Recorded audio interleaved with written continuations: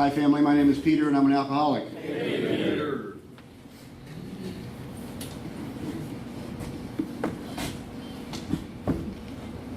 My sponsor used to take just a moment or two before he would speak at meetings, and he would look around the room, and I'd be sitting back there in Texas saying, what the heck is this guy doing? Is he praying with his eyes open? And I asked him after the first meeting, I saw him do that, and he said no. He said, I like to take a moment, as I am tonight, to appreciate the people in the room, because never again will they all be gathered just the way they are tonight. So I appreciate you for being here. I too came here to listen to Paige tonight. So she's having her 50th birthday, and I got to wish her happy birthday last night. Couldn't make her surprise party. So you only get insulted like that once in life, so you might as well enjoy it all. I remember it was my favorite collection of birthday cards, as a matter of fact. So I wish her well. But you know, my sobriety date is February 7th of 1994. I sobered up in Abilene, Texas. And I did some traveling to get to Texas to sober up. I grew up in Connecticut. Let me just back up just a little bit. This is my home group. It has been my home group since I moved here from Texas in July of '05. Short story about how it became my home group. I did what my sponsors always told me to do, and that's travel around the town, visit different meetings, which I did. I still miss many of the folks that I've seen at some of them. I used to see at some of the smaller meetings, but occasionally I'll see them here. But I remember walking out that door at the end of a meeting one night, and this was toward the end of '05, somewhere around October, I think I joined this group. And there was a handful of people out there in the smoking section. Of course, it was smoking in here too, but they had all kinds of colorful metaphors by how this place was just not very organized. And my ears perked up, and I said, this is the place for me. They're already practicing the nice tradition that says we're not organized, and I said, let's go back in there. And ever since then, it's been a unique place for me to spend some time. This reminds me a lot of my first home group in Texas. The building is almost the same. Very grassroots. We had everything in there from right out of the treatment center to old-timers that were 80 and 90 years old with 50 and 60 years of sobriety. And I wanted to read something just real quick, and then I'll get into my story. It's a quote that I have in the front of my big book, because I like to remind myself of just how good God is and how small I am. It goes, it's very simple. It goes, there's something profound and humbling about a God who does his work through a ragtag collection of redeemed throwaways. Now, I don't know what you thought about yourself when you got here, but I was a throwaway. Even my own family. They didn't throw me away, but they wouldn't let me back in either. I was born in March of 1955 to a middle-class family in Connecticut. Go Huskies. And you know, I hear a lot of folks say that they didn't have a roadmap or a instruction book for how to live when they got here, but I did. I'm the oldest of 6 children. I'm the only alcoholic.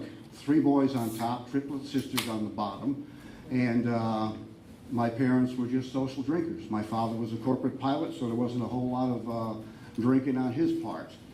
But I was just born with that malady that my sponsor used to like to describe as that itch that I just couldn't scratch. And I tried to relieve that in many ways as I grew up. Most of it had to do with performance, attention seeking, and things of that nature. Whether it was sports, music. One of the things I did coming down here, Brian gave me just enough time to pray on the way down and listen to some pump-up music. That's one of the questions I used to like to ask when I was interviewing people for a job. What's your favorite pump-up song? And so I was riding down here, and I had it cranked, and the windows were kind of breathing. And my favorite, one of my favorite bands is Boston, and the pump-up song is Foreplay. Some things don't change much for an alcoholic, you know. But I do these things to distract myself because I want God to be able to come through tonight, say whatever he's going to say. I was talking with James a little bit before the meeting, and He's very young in the program. He said, I don't know what I'd say up there. And I made the comment that I've got enough time in the program now that I have no idea what part of my story is going to come out tonight, because I've only got an hour to share with you.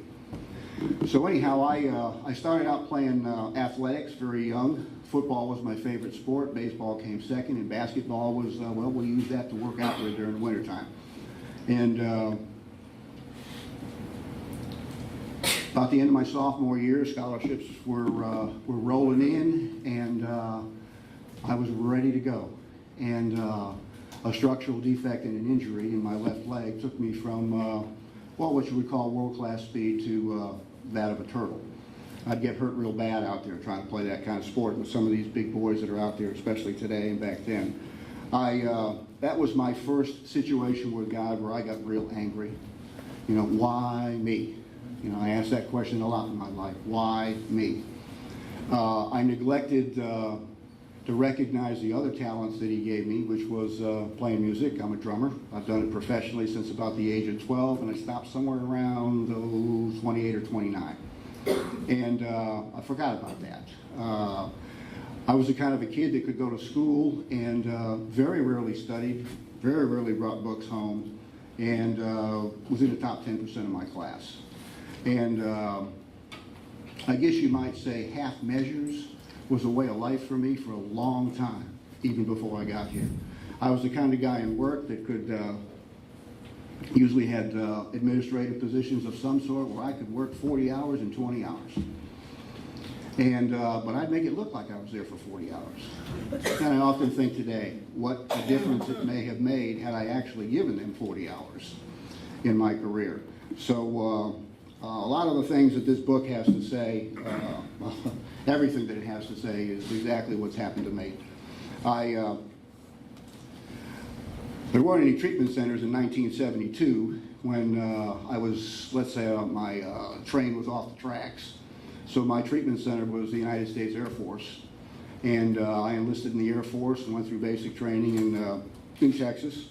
One of the warmest early summers that they'd ever had. They got this black flag that they raised for us weenie Air Force guys, and when it goes up, you don't do anything except your inside schoolwork. So basic was pretty much a breeze. And then I went to tech school in Denver, Colorado. Met some great guys there, and two of them were from Vanceburg, Kentucky. They later on introduced me to the moonshine, the moonshine industry up in Kentucky. And that's where my drinking actually accelerated. I know my dad was looking for some type of discipline and structure in my life, but I seem to gravitate, like I hear a lot of you alcoholics and drug addicts do, right to the guy or the gal that can really show me how to drink and drug. My first roommate was a med tech, and we discovered a way to cheat the system right from the beginning. We'd be out drinking with the boys until about 3, 4 o'clock in the morning. We'd get home and we'd hit that oxygen-enriched air. And I'm telling you what, the headache goes away, the hangover goes away. It has one side effect though, very much like marijuana. You are hungry when you wake up. And we'd show up at the chow hall at 5:30, 6 o'clock in the morning, and we're shoving down that shit on a shingle, as it was affectionately referred to. And the boys are looking at us turning green while we're doing that. So I even learned to cheat the system biologically, if you will, when it came to drinking very early on. I had started playing music while I was in the Air Force. I actually, when I was coming out of tech school in Denver, they give you that wish list. And I had picked Hawaii, Southern California, and Pease Air Force Base in New Hampshire. And I got stuck right over here at what we used to call No Hope Pope. And that's how I came to know this area early on. But I started playing music, and just for fun at first, and ended up making more money on a weekend playing music than I was the whole month as a E3 at that time in the Air Force. And so I lost interest, shall we say, in the Air Force pretty quick, somewhere around about 1.5 years in. At that point, though, Richard Nixon decided to de-escalate the Vietnam War, so he was letting a bunch of us out early, and I was one of them. Got out just shy of 2 years. As a matter of fact, I got out in April. I was scheduled to go to Vietnam in May, but we got our full benefits anyhow. I there's another half measure, if you will. I wanted to get out early because, and I had no reserve duty like most folks did. And I wanted to go play music. I got to travel the country, and we played all the way to Mississippi, all the way up into Canada, and did a little circle through the country, and just had a great time. I remember playing at the Grand Ole Opry. We had a little country deal that we had to do for about a weekend. I actually got to meet Minnie Pearl, where you can actually read what was on her label on that hat. And don't remember much of that because that too was a drinking experience. Everything I did was wrapped around drinking. I got married a couple of times. I've been both a hostage and a hostage taker. I've got that chameleon thing down, and even to this day, if I'm not careful, I can slip out of the genuineness and the authenticity that I prefer to live in and slide into something that, well, you know, I'll either please you or I'll crucify you. Those are the two extremes that I live at. And I don't have to do that today because of Alcoholics Anonymous. I like to tell folks a lot that, you know, I thought that I was walking into some utopian scenario here, and my personality was going to change, my thinking was going to change, my feelings were going to change. And you know what I discovered? I'm still a human being. And my sponsor used to tell me that. Give yourself a break. You're not going to escape your humanity. And over the years, that's been helpful to remember the kind of stuff that my first sponsor taught me. He was a fellow not unlike many people that I've met in Alcoholics Anonymous. As a matter of fact, he 12-stepped me in a little tiny motel in Abilene in the red light district that a church put me up in. That's another whole story. But I do remember the first meal that I had with Alcoholics Anonymous. I was in that little motel room for about 36 hours, maybe 38 hours. And I had a self-help book in one hand and an AA 800 number in the other. And I didn't know what I was going to do. But I hadn't eaten in 36 hours. And I was getting kind of hungry, so I thought I'd call that 800 number. They might provide me with some food. And lo and behold, I get old Bill Nash. He's my first sponsor. And he asked me, he said, how long has it been since you ate? And I said, oh, about 36, 38 hours now. And he said, okay. He said, I'll be down in just a couple hours. And he was. He showed up with a sleeve of saltine crackers, a can of Spam, 2 bottles of water, 2 forks, 2 plastic forks, and 2 plastic knives. That was my first AA meal. And I think he brought that down just to keep my mouth shut while he talked. And he talked, but he talked differently than anyone had ever talked with me before. I use the word with because everybody I'd ever been in contact with when I had difficulties would talk at me. My father, God bless his heart, he could lecture the ears off a donkey. I mean, he'd get into it with me by the time I was a teenager, and I'm 30 minutes down the road, and I'm saying, please, beat me, just stop talking. Just stop talking. And that's kind of what I grew up with. And so when I ran into the moral psychology end of this industry, if you will, I wasn't really interested, or let's say I wasn't attracted to what they had to say. I knew I had a problem, but nobody was showing me a way out. And this guy started telling me his story, and I'm sitting there, I didn't know what it said in the book or our literature, but I wanted what this guy had. Nobody has ever sat down and told me this horrific story about themselves and been able to smile at me about it, and they actually tiptoed into my room like he was going to a party. If I hadn't sobered up in February and I'd sobered up in December, I would have sworn that someone was pulling a gag on me because my sponsor looked just like Kris Kringle. He was about 58 years old. As a matter of fact, I kid Glenn about that over at the halfway house a lot. Because I look like Glenn, only a little bit younger than Glenn, the little tight white beard and the white hair and all that good stuff, and just a little round guy. But what a powerful individual. You know, the big book talks about that. You know, there's nothing more powerful than a man that's well armed with information about himself. Because when I talk about myself, that kind of disarms. I mean, I'm sitting there trying to figure out how do I pick a fight with this guy. He's not talking about me. He's talking about himself. And that attracted me to that. My gateway into this program was a treatment center in Abilene, Texas. I spent about, well, 28 days there. As a matter of fact, I could not get into the treatment center because my insurance had just lapsed. So Bill took me before a judge, and the state of Texas paid for my treatment center. Interesting story about this judge. About 7 years later, he did something for me that just blew my mind. I hope I remember to get to that tonight, if God takes me there. But so I get into the treatment center, and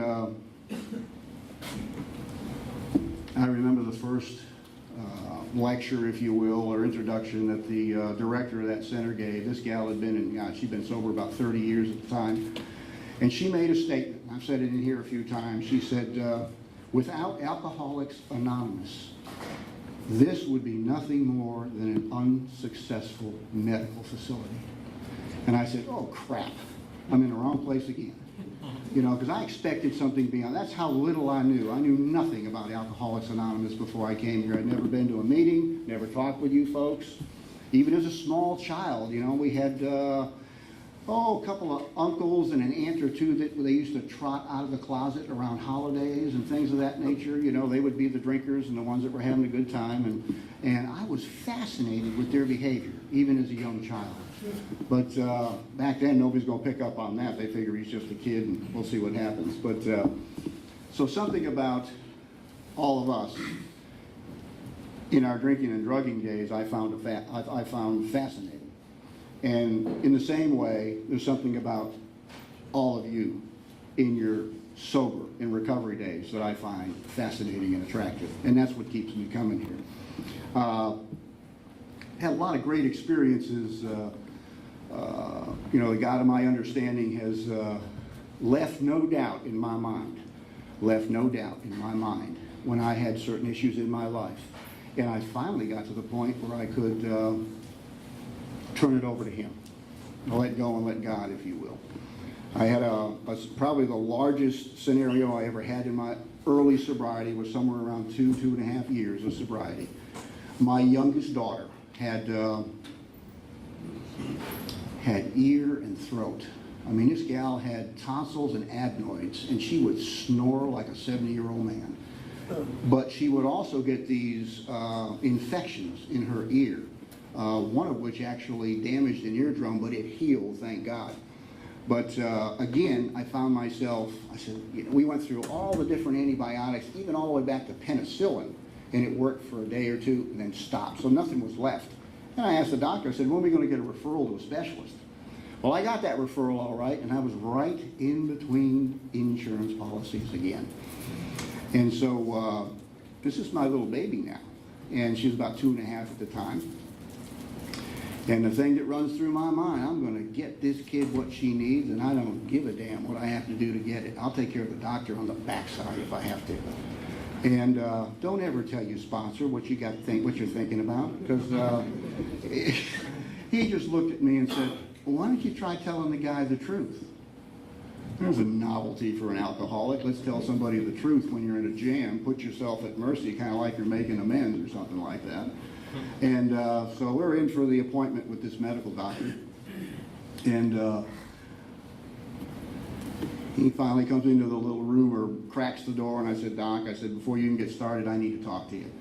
So I stepped outside for just a second, and I said, hey, look, I said, I'm in between insurance policies, and I don't know how I'm going to take care of this, but I will do it as rapidly as I can financially. And he just looked at me and said, well, let's go inside and see what's going on with your daughter, and we'll go from there. So went inside. Sure enough, tonsils and adenoids have to come out, and that eventually took care of the situation. But he walked out the door and just kind of disappeared, and then a nurse escorted me back up to the reception area up there, and I pulled out my wallet to write my token $25 check or whatever to this doctor. And she looked up at me and she said, Mr. House, you don't owe us a dime. The doctor's going to do this pro bono for you. I said, really? Well, I had to race home, and I was on the phone, and I called everybody I knew in Alcoholics Anonymous, not to mention my family, telling everybody how big and how great my God is. And about 3 hours later, I get a call from the CFO of the hospital. who happens to be a friend of the doctor, and he says, you know, we understand you're in an insurance jam right now. He said, we'd like to get in on that action too. You're not going to owe the hospital anything. So I had to make all the phone calls again, tell them my God was even bigger than he initially was when I made the first phone call. So when the whole thing is said and done, I do get a bill, and it's for about $300 or $400 as I recall, and it's from the anesthesiologist. Can you believe that? And I remember, I mean, this doctor in this hospital probably saved me at that time, this was the late 1990s, somewhere around $3,500 to $4,200, as best I could figure out. And I want you to know that as grateful as I was for the savings, I was angrier at the $300 bill the anesthesiologist said. I bitched to my sponsor about that for at least 2 weeks. And that's the alcoholic thinking. Another word for that is the other two guys knew who the heck I was. Doesn't this guy know who I am? That kind of stuff still goes on. I was kind of hoping the kids would be here tonight. I've worked with the kids for a little while over there too. And I remember one young fella had a real problem with anger. And I sat down and I was talking with him about the scenario, and come to find out, my voice, my mannerisms, and my appearance kind of resembled his dad. And he was not in good standing with his dad. Mama was the one he could always pull the strings with. So he was naturally angry at a male figure. So we got to talking for a little bit, and it finally came out that people weren't doing what he wanted them to do. And I said, well, heck, they just don't know who you are. And so I used to come up here on Tuesday nights with that, let's see, one of you gals called it the druggy buggy, I think, but I used to drive that up here with the kids in it. And I used to park right out at the top of that little incline out there on the dirt, so I could kind of keep them together coming down. Well, I come around the corner, and I'll be damned if there isn't a truck that's parked where I parked. And I go, damn. And I hear this little voice in the back of the van go, gee, Peter, they don't know who the F you are, do they? And the first thing my mind thinks is, well, you little shit. And of course, that didn't come out of my mouth. But what came out of my mouth was apparently not. And the moral there is that, you know, sometimes you can lighten stuff up a little bit if you can laugh at yourself. And that's what my sponsor taught me to do. It's called vulnerability. It's not an easy place to get to. I've also had some, I can't think of too many things in the first, anything in the first 164 pages that have not happened to me. I was in Phoenix, Arizona. It was, I had moved from Texas for about 1.5 years. Pardon me. And I got blindsided in my family. I was married at the time, had 3 girls and 1 adopted son. And it just destroyed me. I had not been hit like that emotionally in all of sobriety. I have not relapsed. I took 1 chip, 1 white chip. I don't say that to insult those of you who have taken more than that, because I'll tell you, I don't have your courage. I admire you for coming back in here. I really do. I know if I went out there today, I would probably die. But anyhow, getting back to the story, there was a restaurant in North Scottsdale. I was living in Tempe at the time, that I had dinner with my dad, probably about 3 years sober. And I was not going to go out, and I had been stuffing this thing for almost 90 days now. I hadn't reconnected with Alcoholics Anonymous. I was ashamed of what was happening to my family, even with 6 years of sobriety. I was in long-distance conversation with my sponsor in Texas, who said, this is not good for you, Peter. You need eye-to-eye contact with somebody there. And so I just, at that point in time, what the hell's the use? What the hell's the use? You know, the big book tells me about all these families that come back together, yada, yada, yada, and rainbows and unicorns, and it wouldn't happen to me in my personal life. What's the use? So I know where I'm going to get drunk. And I'm going to get drunk at that restaurant that I had dinner with my dad at, because I know it's a reservations-only restaurant, and that when you walk in the front door, the restaurant's that way and the bar is that way. If you don't have a reservation, they stick you in the bar. So I'm driving up Scottsdale. It's about a 45-minute drive from Tempe to get to this restaurant. All the neon signs are brighter about alcohol, the clubs, the dance halls, everything. I mean, I'm just getting bombarded with, let's take that drink. So I get to this restaurant, and I go walking through the front door, and there's this little petite college gal that's the hostess there that night, standing behind one of these with a partition behind her. And I just looked at her and I said, I don't have a reservation, but I sure do like to eat here. Can you squeeze me in sometime tonight? And she looked at me and said, stand right there. Now, I don't know why I stood right there, but I stood right there. And she disappeared behind that partition for what seemed an eternity, but it was probably about 30 seconds to a minute. She came back out and she said, sir, not only do we have an opening, but we can sit you at the best table tonight. We're looking out over the lake with the tiki torches and everything else. I'm going, oh shit, I can't even get drunk and not blame it on myself. I was looking for somebody to blame my drunk on. And so anyhow, that's the God of my understanding doing for me what I was unwilling to do for myself. Well, the next day, I just happened to pass this AA clubhouse as I got north of Scottsdale, and I said, "Well, I'm done. So I'm getting back to AA." And so I walked in there, and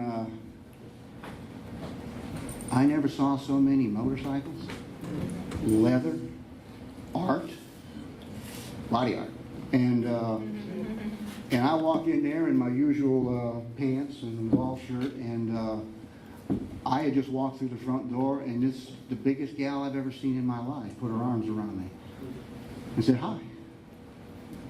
And of course, by this time, the tears are coming down, and I'm slinging snot, all that good stuff. And that became my home group. And those people loved me back to life, pretty close to back to life, because it took me a while to recover from that situation. I even tried moving back to Texas for a little while. I moved back to Texas, same town that I got sober in, Abilene, and I visited a friend of mine who was a doctor in psychiatry, and he was the best friend of my sponsor. He had about 1 week more than he did in recovery time. And he said, Peter, I don't know how the hell you made it through that. He said, I'd have treated your depression and everything else with some kind of psychotropic drug or whatever it would have taken to stabilize your emotions. Well, at that point, I'm going to meetings, but my responses are maybe 1 or 2 sentences. And so, lo and behold, somebody that was there, that was a good friend of mine before, she comes up and asks me if I'll speak. And the first thing that hits my head is, God, I can't put 2 coherent sentences together, never mind, 45 minutes or 50 minutes of speaking. So I said, with 6.5 years of sobriety, I said, I got to ask my sponsor first. That didn't go over real well. She kind of laughed at me. But I went and I asked my sponsor. I said, hey, you know the condition I'm in. I said, I can't even think clearly. What am I going to do? And he said, well, I know what you're going to do. He says, you're going to get up there and you're going to speak. He said, sometimes people in Alcoholics Anonymous need to know that the only thing you got going for you today is you didn't take a drink. And the rest of your world is just in chaos and you've got no control over nothing. I said, okay. So I get up there to speak, and this is a clubhouse. It's a little bit larger than this one, and it's an old playhouse. And our speaker is, my feet would be at about this level because I'm on a stage. So I'm about 6 foot taller than I am, looking out over, it was one of the larger meetings in Abilene, Texas. And I've got nothing in my heart to say. I've got no place to go. I've been wandering around in my head, and I get up there and I start to speak from my head. And I got about 5 to 10 minutes into that story, and it was as if God had reached into my throat and shut down my vocal cords because I couldn't speak anymore. I couldn't say another word. And when you can't speak and you're trying to hide something, the other biological functions start to react. The tears are welling up behind my eyes, and the snot's coming down nose. And I'm dressed kind of like this. And I just broke right there in front of about 150 people. And then unbeknownst to me, here comes this sweet little old gal. She's probably about 70 years old, 75 years old. And she's coming down the side of the building with her walker. And she gets to the end of the stairs down here, and she motions to me, and she takes the microphone, and she pretends that the microphone, bring the microphone down with you. So I go down the steps, and I hand her the microphone, and she gives me a big hug. And so she's got me in her arms, my back is to the people, and she's got this microphone, and she's patting me on the back, and she goes, there, honey. The sicker you are, the more we love you. And I sat down, and she started a discussion meeting. I don't remember what it was, but it was like the world was lifted off of me. And those are just some of the care that the God of my understanding has provided for me when I couldn't provide it for myself. I said that I would tell you about that judge. I ended up going through a divorce with my daughter's mom, and we were doing that in Abilene. And I walked in there and I said, I'm screwed. This is the same judge the court committed me to the treatment center. And we went through the whole scenario, and it was nasty, it was ugly. I don't know too many divorces that aren't. And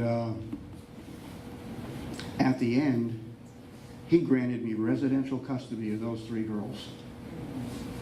And he ended up chasing me down the hall. He wanted to know if I remembered who he was. And I said, yeah, I did. And it scared the hell out of me from the moment I stepped into your courtroom, because I figured I was screwed because you knew how I got here. And he says, yeah, I know how you got here, but I also know what you've been doing in the community. And so if you don't think that your actions speak louder than words, think again. I can say a lot of things up here, but and so can other folks, but I'm watching your feet. That's what my sponsor asked me to do a long time ago, was watch people's feet. It'll tell you who they are, where they are, and what they're trying to accomplish in their lives today. A friend of mine gave me a lot of new faces in here. Some of you may have heard this joke, but I'm going to read it anyhow. A friend of mine gave me this about, up here as a matter of fact, in North Carolina, about 10 years ago. Here's the joke. A man in a hot air balloon realized he was lost. He saw a person on the ground and yelled down to him, "Can you help me? I don't know where I am." The man replied, "Sure, I'll help you. You're in a hot air balloon, hovering 30 feet above the ground, between 40 and 41 degrees north latitude, and between 59 and 60 degrees west latitude." "Wow," said the guy in the balloon, "you must be a sponsor." "I am," said the man on the ground. "What gave it away?" "Well," answered the balloonist, "everything you told me is technically right, but I'm still lost. Frankly, you're not much help at all, and you might even have destroyed my trip." The fellow on the ground says, "You must be a sponsee," replied the man on the ground. The man in the balloon was amazed and said, "I am, but how did you know?" The man on the ground said, "Well, you don't know where you are or where you're going. You've risen to where you are due to a lot of hot air. You're expecting other people to solve your problems. And the fact is that you are exactly in the same position you were before we met, but somehow now it's my fault." And so if you don't know where you're at with a sponsor and a sponsee, trust me, you're going to have some disappointing times, and you're going to have some enlightening times. I have never been more grateful for men that have gone before me, that show me the way and continue to show me the way when I'm lost. I still have I'll share some more of my humanity, I still have the capacity to lose it.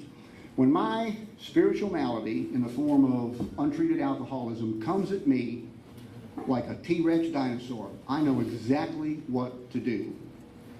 But when I start tripping over those little blades of grass And that cumulative effect, finally that straw that broke the camel's back, if you will, that's when I'm going to lose it. And I had an interesting experience not too long ago. I was down on the coast playing some golf with a friend of mine, not in the program. And one of the rounds was just the two of us. It was $96. And we didn't play because the course was all torn up, greens, the fair, everything. And they didn't tell us about that. But they took our money, and we didn't discover that until we got to the first tee. So I'm trying to resolve this between the booking agent and the pro at the club. And my sponsor here has had some dealings with bank financing and things of that nature with the company that owns all these courses. Well, he's down in Cape Canaveral watching the Rockets launch. And this is about 2 weeks later, and I'm really ready to, I'm like a dog that gets his teeth on a bone. I'm not going to let go until I'm down to the marrow. And that's what tripping over blades of grass had done. And I didn't talk to him about what was going on, or he probably would have given me some emotion-saving advice much earlier. But I told him what I wanted to do and where I was going to go, and all of a sudden I hear this rocket's taking off. And he said, "Peter," he says, "I think you just launched." He said, "Look," he said, was it on a credit card?" I said, "Yeah, a Discover card." He said, "Why don't you let them just go get the money back for you and drop this matter?" And it was like the world just came off my back again. And that's exactly what I did. It was all over in 36 to 48 hours. I got to pray for the gal in the booking agency, and the golf course was trying to take care of me, but it was stuck between two, and it was gone. But instead, I festered with that for 2 weeks. And this was with 22 years of sobriety. So if you think you're going to escape your humanity, think again. And I get those same kind of calls from sponsees today, and friends. I was thinking about how I used to come into meetings with my daughters, and they would all be sitting on the walls. As a matter of fact, the first time I spoke here was in 2006, and I had my 3 girls sitting on the wall there. They used to go to a lot of meetings with me, and they were quite frightened of some of your stories. And they looked at me, and they didn't know a lot about that about me. But I said, these are people that are trying to get healthy and help other people. And my kids were disappointed when I didn't bring them to an AA meeting after that. My children, so far, are not drug addicts and alcoholics. Do they have the capacity to be it? I don't know. I don't know about you folks. I hear this drinking your way across the line and everything else. I was born thirsty. Maybe you did, but I was born thirsty. The relief I found in alcohol the first time I drank at about 14 years old was something that I chased for the next 21 years. Well, actually, I left home at 17 and a half, so within 21 years after that, I sobered up at about 37 years old. And I could never, it was always just out of reach. And then the longer I tried to drink, the farther out of reach it became, until I crashed and burned. Now, what did this sponsor do for me right after he, I'm bouncing around a little bit because things are coming to mind that where God has done some work in my life without me knowing about it. I remember telling him about 3 wrecks that I was in. All 3 of them should have been fatal. And I was still moaning and groaning about this God and all that good stuff. And I knew it was a religious cult. And I'd point out parts in the book where it would say, when religious people are right, be quick to recognize that. And I'd say, see? And when I told him what had happened to me, actually I destroyed my second wife's parents' 2 vehicles in 7 days because mine was in the shop. I was driving, this would have been in Connecticut. I was driving through a stop sign. It was early winter, and snowplows used to have a suspension on the front of them, kind of like a 3-pronged suspension. And I shot through a stop sign, and he was coming this way. And he hit me at 40, and all of a sudden I'm going 40 miles an hour this way, but all of a sudden I'm going 40 miles an hour that way. Well, those 2 lower prongs had gone under my butt and under the car, and that top one had gone right behind my head and knocked off the head cover, or the headrest behind me. Wow. And I was so drunk, I didn't even know what had happened to me. I ended up sitting in the ambulance at the site. The police officers had not found me yet. This was in the late 70s before I moved to Texas. And I looked at the paramedics and said, "Hey, am I okay? Am I good to go?" I said, "Sure." So I walked away from the site. No consequences for drunk driving. I'm driving down the road. We used to run between Hartford, Connecticut and Springfield, Illinois, because there was a 1-hour difference in bars. Rainy night one night, and I'm heading back to Hartford, Connecticut from Springfield, and it's pouring. And I'm coming around this tractor trailer, and as I came back in, I just clipped him with the right rear bumper. And I started helicoptering down the road. And I can hear the air brakes going off and everything else. This guy's trying to slow that truck down with nothing but water all over the place. And I want you to know that that car came to a stop. It spun right into the extension lane, just barely popped up on the curve, sat back down. It was facing in the right direction with no damage to the car except a tiny scratch on that bumper. Now, here's my story to all my friends when I was drinking. I told them just what kind of a damn good driver I was. And I'm sitting there and the wheel's doing this all by itself, and that's how I came to rest. Had one other quick story about my father-in-law's truck at that time. I was cutting down some trees and call it my Paul Bunyan days. I had a log cabin out on Holland Lake in Massachusetts, and I had gotten a 60 to 70 foot oak fall down on the ground the way I wanted it to. And I could see all the people up in the house up there looking at me like, "Oh shit, this guy's gonna kill us." And but I had about 15 to 18 feet left with a Y at the top that I hadn't broken loose yet. And so it's lunchtime now, so I'm gonna have a little lunch, and I get in the cab and this pickup truck, and I'm eating lunch. And I don't know what made me get out of that truck, but I got out of that truck, and I had been working on this, and I had it V'd out, and I had the wedges in there and everything else. I figured it would hold. I got out of the truck, and I hear this, and this thing, I mean, it's as big around as this base is. And it crushed the cab and busted the truck in half. And my in-laws said I couldn't use their vehicles anymore. One quick story about amends, and I'll shut it down. Those same in-laws I met in Arizona when I went out for my sister's wedding. And I called my wife because I knew they lived in Arizona at the time. She was with her parents. And I met her, had a brief conversation with her.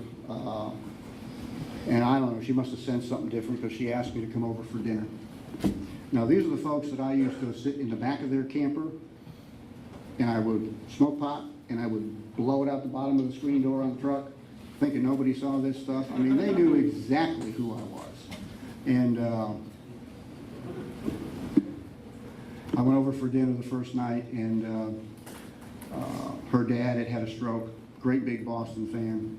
I'm a Yankee fan, so we used to kind of do this anyhow, but I managed to be able to sit there and watch baseball with him, not just that night, but for 3 more days and 3 more dinners. And I remember it was time for me to fly home, and my second wife at the time, we were out in the driveway talking, and she just looked at me and said, "Where was this guy when I was married to you?" And I said, "Well, he was deep down inside, but he was scared to death to come out." And we part ways, holding each other, crying like hell, and it was a great experience. So I've had so many more experiences, and I share them with my sponsees because I want them to know that ultimately God really is good, and He's good all the time. I just don't understand it, and sometimes it's not on my timing, but this is the only place I've ever found anywhere, and I've looked hard to try and get well, that as the 7-step prayer says, "You take me as I am, good and bad." And I'm not afraid to share that at any point in time. I'll do it to a greater depth and to a more intimate depth with people that are closest to me.